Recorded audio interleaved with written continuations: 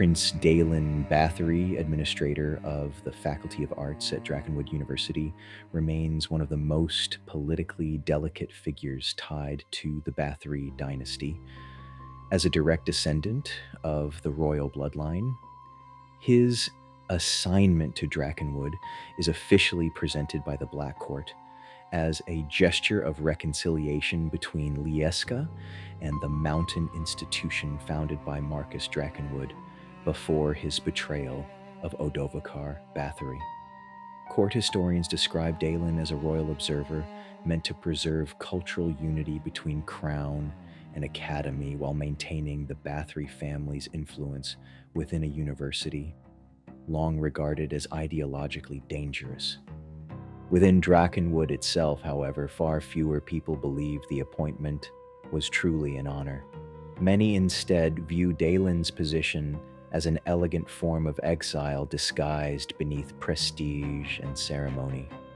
Though he possesses immense authority within the Faculty of Arts, he remains carefully removed from the true political machinery of the Black Court. In this way, Drakenwood became both his domain and his confinement. Modern historians, however, generally agree this explanation was only partially truthful. In reality, Prince Daylin's appointment served two simultaneous purposes. The first was political. Maureen Bathory required a loyal representative within Drakenwood, an institution still viewed by many members of the Black Court as a festering ideological wound upon Lieska. The university's origins remained inseparable from Marcus Drakenwood's betrayal during the sundering of Blackfall Ridge, where the final resistance against Odovacar's expansion shattered the momentum of the First King's war campaigns. Though centuries had passed, many within the royal family continued to regard Drakenwood as a blight.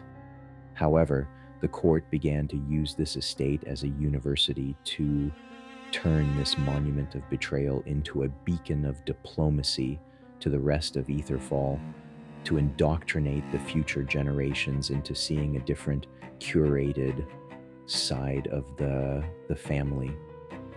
The second purpose was considerably more personal. Prince Daylin Bathory was dangerous, both politically and emotionally. Several historical records strongly suggest that Daylin's assignment to Drakenwood functioned less as an honor and more as a carefully disguised exile orchestrated by Maureen Bathory herself. Following the murder of Daylin's wife at the hands of Iskander under sanction of the Black Court, the prince's relationship with the royal family deteriorated severely. Though no open rebellion ever occurred, historians consistently describe Daylin as becoming increasingly hostile toward the machinery of royal authority following her death. Rather than imprisoning or executing a member of the royal bloodline, Maureen instead buried him beneath prestige. He remained close enough to observe, yet too isolated to threaten the Black Court directly. Several historians later summarized the arrangement succinctly. Drakenwood became the kingdom's most elegant prison. Physically, Prince Daylin presents the image of aristocratic decay refined into deliberate elegance. Unlike the monstrous physical degeneration visible among several elder Bathorys, Daylin retains much of the beauty traditionally associated with the royal bloodline. He is slender to the point of fragility, possessing pale skin untouched by warmth and sharp facial features, made even more severe by his constant expression of restrained dissatisfaction. His eyes are perhaps his most unsettling feature. Descriptions consistently portray them as a pale gold and permanently exhausted, as though sleep itself had long abandoned him. Several students remarked that Daylin always appears to be looking through people rather than at them. His dark hair, streaked subtly with silver despite his immortality, is typically styled with meticulous care, though several accounts note moments where his appearance became visibly disordered during periods of emotional agitation or artistic obsession. Daylin dresses in elaborate aristocratic fashion that merges noble Bathory excess with artistic theatricality. Long black coats, velvet layering, silver embroidery, and jewel-toned fabrics dominate his wardrobe, though traces of white are almost always present somewhere within the attire. Among students of Drakenwood, Prince Daylin became infamous for his demeanor, long before his artistic instruction. Historical accounts portray him as deeply pragmatic and passive-aggressive. He carries himself with an air of intellectual venom and offers frequent cruel criticisms of his students' work. Unlike other professors who softened critique to encourage confidence, Daylin attacked weakness in artistic work with surgical precision. Paintings were described as cowardly or artistically dishonest, even emotionally and deliberately illiterate to the subject of the piece. Many first-year students reportedly left his lectures humiliated, some never returned, yet those who endured his criticism often improved with startling speed. Several former students later observed that Daylin's cruelty was rarely arbitrary. Beneath the venom lay deeply accurate artistic understanding. Students capable of separating ego from instruction frequently developed far faster under his administration than under more traditionally supportive instructors. This eventually produced one of the most repeated sayings within the Faculty of Arts. Prince Daylin will either destroy your art and will leave you beautiful pieces to build it again better. His approach to art itself differed radically from conventional Liscan artistic tradition. While much of Bathory culture favored grand propaganda, heroic imagery, and idealized royal symbolism, Daylin consistently argued that art existed to expose truth rather than conceal it. This belief repeatedly brought him into ideological conflict with the curator of truth and histories, whose office controlled official artistic narratives throughout Lieska. Several preserved arguments between the administrator and the curator survive in censored archival fragments.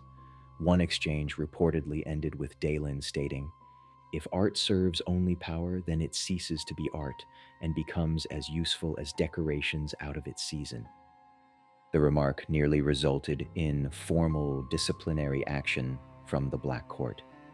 Despite his hostility toward authority, Daylin remained obsessively devoted to artistic instruction. Under his leadership, the Faculty of Arts transformed into one of the most intellectually brutal districts within Drakenwood University. Students were expected not merely to create technically proficient work, but to understand symbolism, political implications, and the psychology of the viewer. Failure was not treated as incompetence alone, it was treated as cowardice. The most infamous aspect of Prince Daylin's administration remains his personal studio, commonly referred to throughout the university as the Hollow Atelier. Contrary to expectation, the chamber contains no paintings, no sculptures, no decoration, and almost no furniture whatsoever, except for one fine chair and an art easel. The room is entirely white. Walls, floors, ceilings, and corners blend seamlessly together in such a way that spatial boundaries become difficult to perceive. Witnesses consistently describe entering the chamber as profoundly disorienting, as though stepping into an endless, featureless void. Most unsettling of all, there is no visible artwork anywhere within it. This stark emptiness stands in direct contrast to the overwhelming theatricality of Drakenwood itself, and has generated enormous speculation throughout the university for generations. Students brave enough to ask Daylin directly about the room reportedly received only brief answers. The most commonly repeated response survives in several student journals. Everything becomes her eventually. Historians generally interpret the statement as reference to his deceased wife. According to surviving accounts, Daylin removed all art from the chamber because nearly every creative work reminded him of her memory. Paintings, sculpture, music, architecture, even color itself became emotionally unbearable after her death. By stripping the room completely bare, he created the only environment where his thoughts could remain momentarily quiet. Several students later described the Hollow Atelier not as a studio, but as a grief so deep it became architecture. Though Prince Daylin never openly rebelled against the Black Court, historians consistently note signs of deep unresolved resentment toward both Iskander and Marine Bathory throughout his later life. His critiques of royal propaganda grew increasingly aggressive over time, and many of his private artistic commissions reportedly contained subtle anti-monarchical symbolism visible only to trained observers. Nevertheless, Maureen allowed him to remain at Drakenwood. Some historians argue this was purely pragmatic. Others suggest the matriarch viewed the arrangement as a form of penance.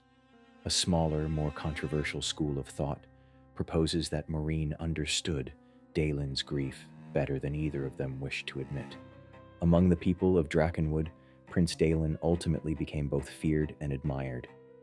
To ambitious artists, his approval represented nearly unmatched validation. To weaker students, his lectures became legendary sources of humiliation. By the later years of his administration, Daylin Bathory had become less a royal prince and more a symbol of artistic grief itself. Brilliant, bitter, emotionally hollowed, and trapped between hatred for the kingdom that used him and loyalty to the memory of the woman it took away.